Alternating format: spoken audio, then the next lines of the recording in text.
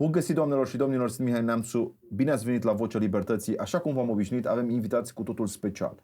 Și de fiecare dată când suntem atacați, pentru că, vezi, Doamne, îmi reprezenta o poziție antioccidentală, mă gândesc la prietenii mei din Elveția, Marea Britanie, Statele Unite, care ar putea să vă spună de ce e important să susținem aici, în România și în Europa de Est, valorile conservatoare.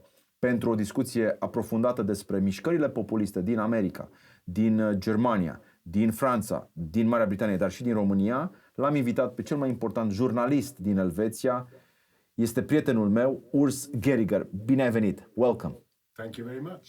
Urs, I just said to my friends and to our audience that we have to understand what's going on right now in Romania, the rise of Georgescu and George Simion, of Călin Georgescu and George Simion, in a larger context. That is the context in which already in France, in Switzerland, in the United Kingdom, in America, not to mention the MAGA movement, everywhere, pretty much everywhere in the West, we have witnessed this rise of populism. Why do you think populism has become the new movement in the West?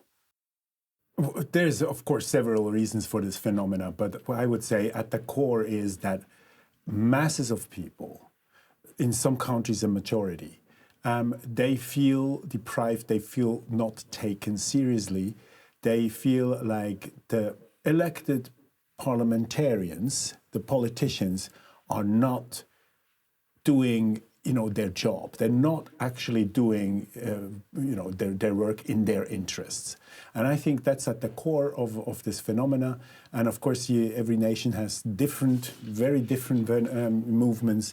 So it's very difficult to have to generalize.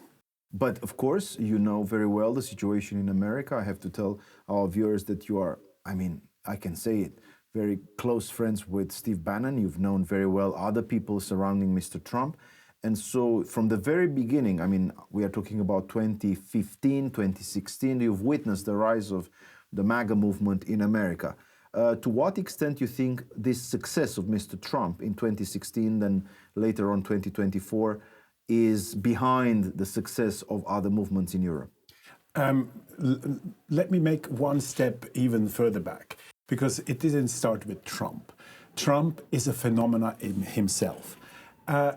There has been maybe the first, visible changes, populist changes you had with the Tea Party in 2010.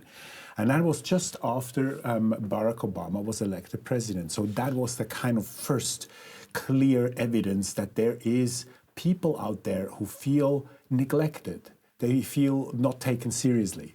So this movement grew, and then they found in, Donald Trump, a person that is like a visible warrior for their cause. And at the same time, we tend to forget we had this populist move in Britain with Brexit. So Brexit was actually even a little bit before Donald Trump. So all these signals, they showed that the people are unhappy with how they were governed. One way of destroying the reputation of a populist politician in Romania is to call him or her either an anti-Westerner or a pro-Russian puppet. The question is, and because you've met personally George Simion several times, you've met other people from our party, including myself, how would you personally assess the figure of Călin Georgescu, of George Simion, of other politicians from when you think about this criticism? Now, it's very interesting to see, to witness this for me personally and for us in the western part of Europe, because you hear those labels, and we know that the mainstream media, that's how they fight. That's how they do their business. They give you a label. First of all, it is like an extremist, or it's a right-wing extremist. A far right. An ultra-nationalist. So all these labels, in the end, don't stick once you talk to the people. And that's why in the first encounters that I had with you or with members of your party and with, candidate George Simion, that's the first questions I ask, so what do you say to this criticism? And I try to kind of figure out where is the reality, where is the truth? And soon enough, you see that these labels just don't stick. The fact that they calling him a pro-Putin, pro-Russian, a little bit insight into your history and into the history of your party, you will see that this is just misleading. And I think that too many people in the West are still believing that, and that's why they have opinions very opposed to figures like George Simeon and Galin Ceausescu.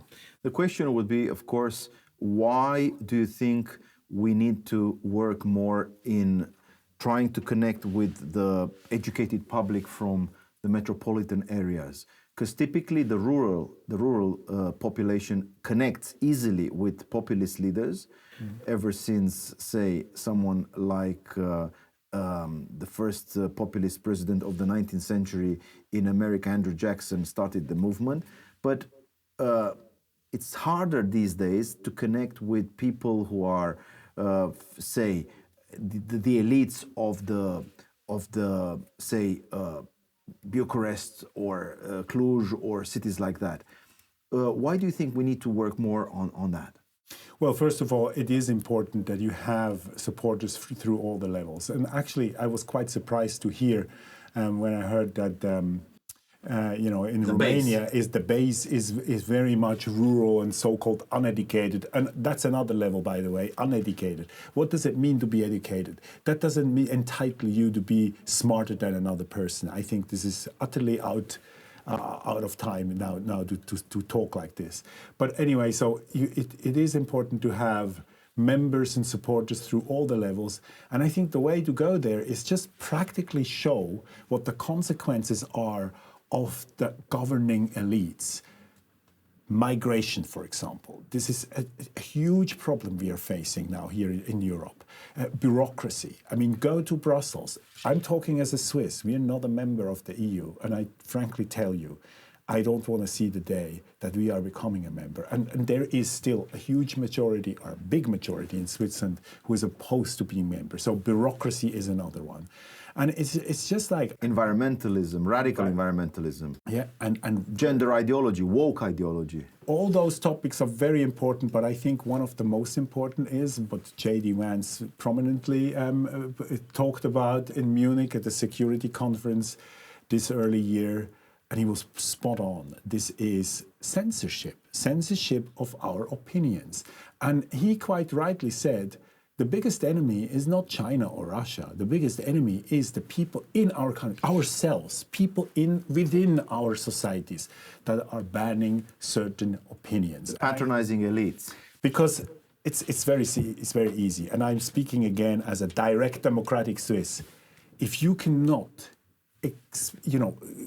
say your opinion, democracy has no chance. That is the core of it all. That you have an opinion, I'm diametrically opposed to you, and in the verbal dialogue or fight, if you want, we find the solution. Maybe we don't even find the solution, but the people out there then can shape their opinions. And if we don't do that, democracy dies in front of our eyes. We need pluralism. We need different opinions. And once you censor them, that's the end of it. I think the fundamental right to speak is based in the recognition that one has dignity.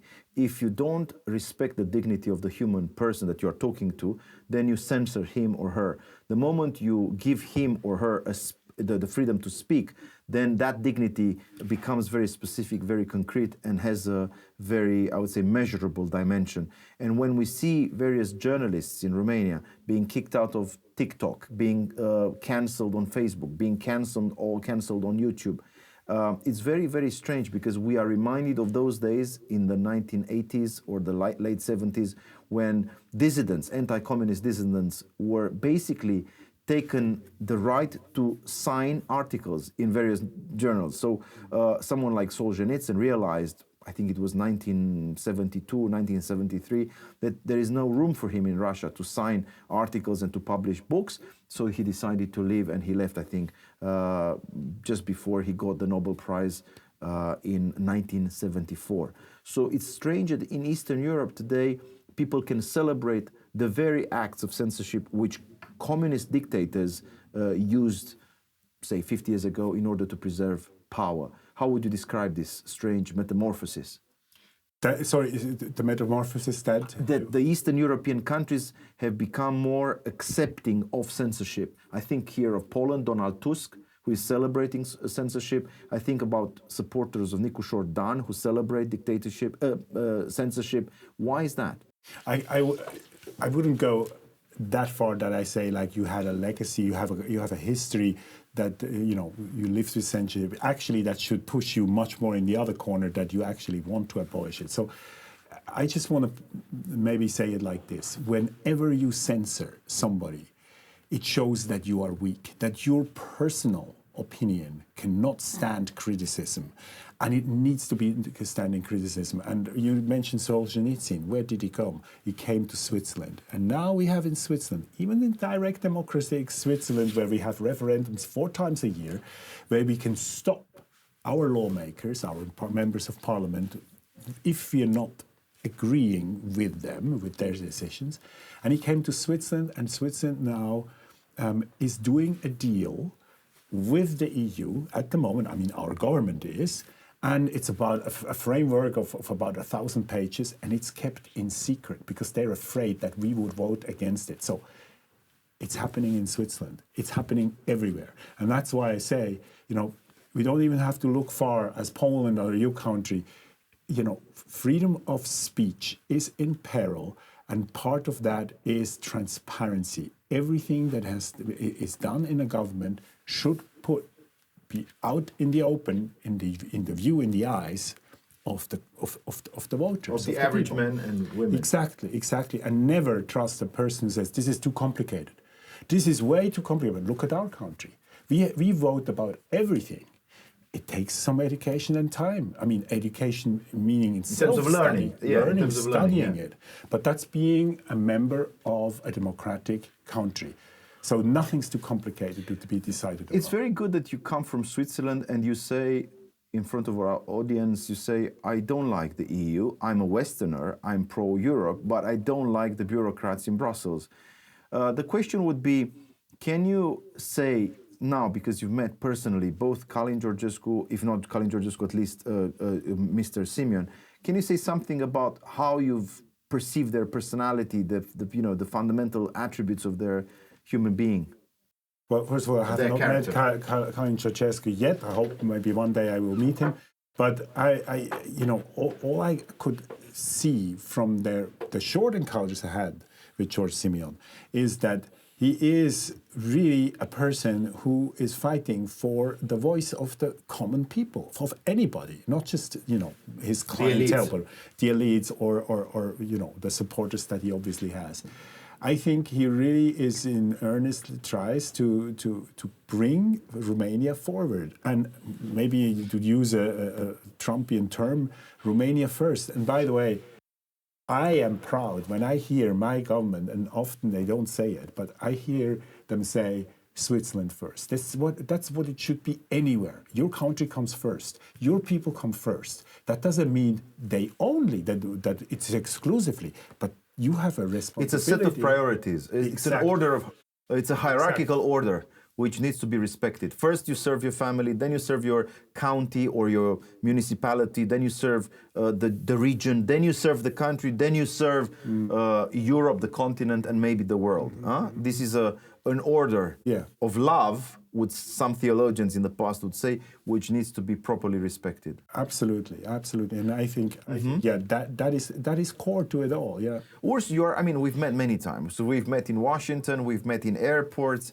People don't know, but you travel a lot, I travel a lot, and it's beautiful when you just find like-minded people over a coffee in Steve Bannon's hall there, the reception we had close to Pennsylvania Avenue on the inauguration day.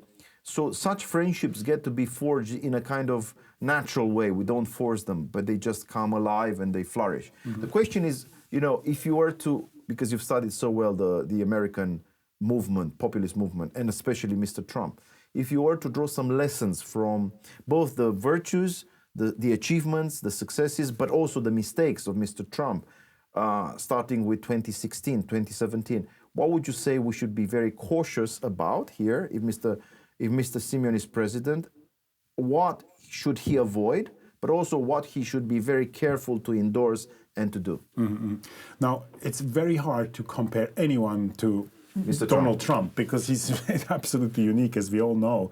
But as a Swiss, first of all, I would not repeat what he does. And by the way, it's not advisable to copy somebody anyway. But I would not be as, let's say it very bluntly, narcissistic, because especially in Switzerland, it doesn't fare well if we stand out of the mass. You can be brilliant with leadership, with proofs that you are actually meaning it in earnest, but that boastfulness doesn't come across well. Now, having said that, what we can learn of Mr. Trump is his decisiveness. He does not give up. He's such a fighter. I have not seen anyone in the political arena that has taken so much heat and is still going. Maybe even physical, heat. Yeah, exactly. 2 attacks against this person. Now, we just hear that former FBI Chief Comey has kind of set a code on Instagram and getting rid of him, I don't want to repeat the code, but it's like, it's frightening to see that. And what I mean is... No, just let me explain. So, former head of the FBI, James Comey, who visited Bucharest in 2015 to basically salute and to award and congratulate members of our deep state, he recently posted on Instagram or on X a hidden message in which he alluded to the possibility of killing Mr. Trump. And now he is under custody, I'm told.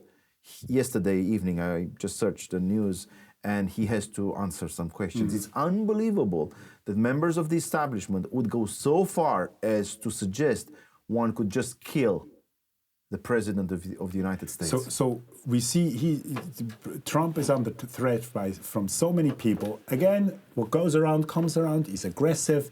He has, but the way he's been attacked is overblown. Is crazy. So what we can learn is being decisive.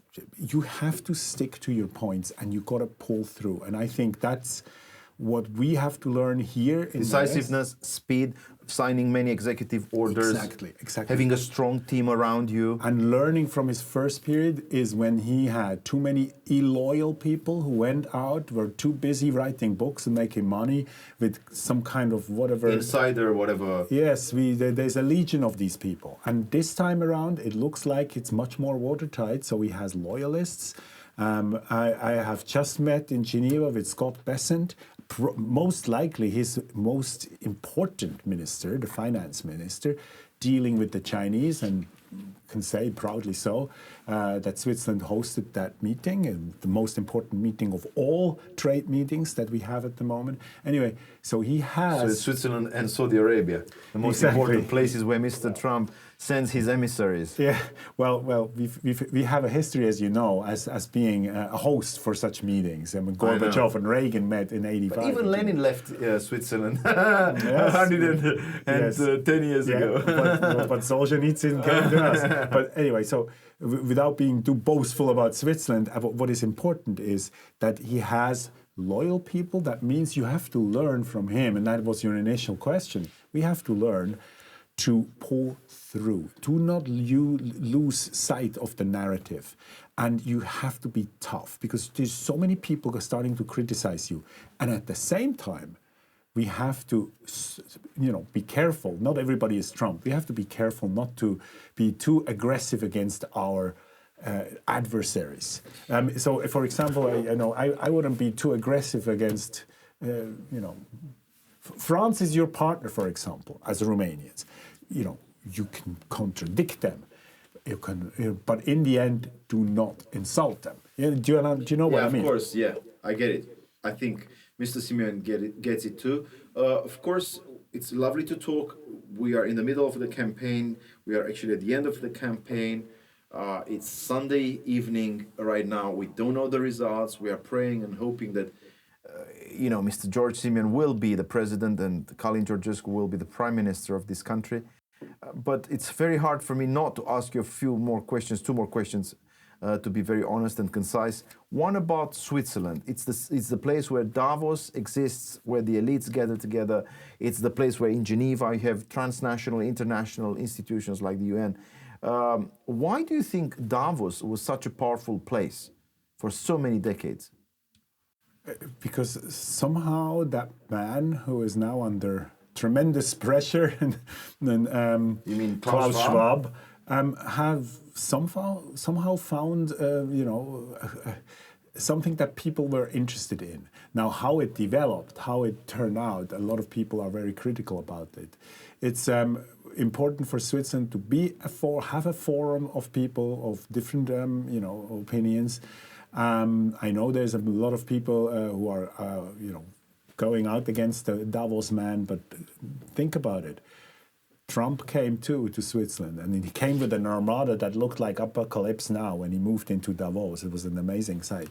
So it seems that nobody, as much as you criticize Davos and the man of Davos or Davos man, you cannot get around it. And I think it's a forum that maybe has lost its, is out of time soon, but it's a forum where people met or are still meeting, who seem to exchange new ideas. And even if you have people who are opposing those ideas, it's still a good forum where you have a competition of ideas. So you are suggesting we as conservatives should not relinquish the opportunity to engage, to enter new spheres of thought, and of course it's mandatory for us even to debate those ideas.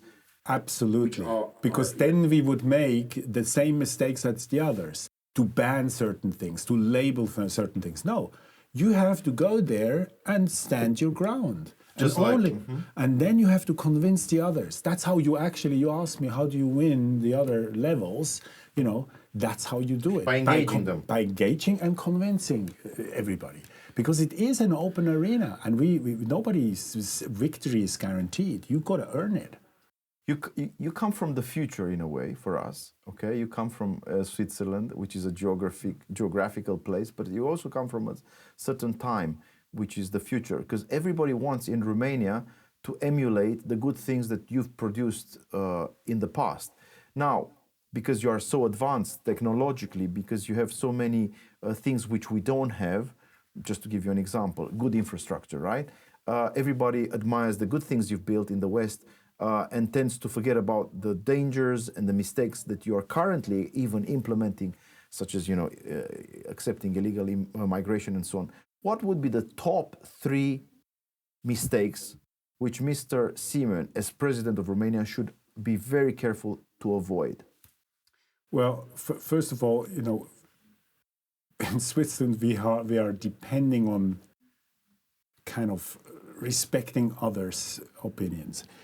Because we have 4 languages, we have a very complicated history. It's a very old country, more than 800 years old, but we went through very, very difficult times, and you need to respect the others. So I think as much as you pull through, as much as you can like Donald Trump, it's a different system, at least in Switzerland, and I suppose also in Romania. So you have to really be the president. It's a multi-party system.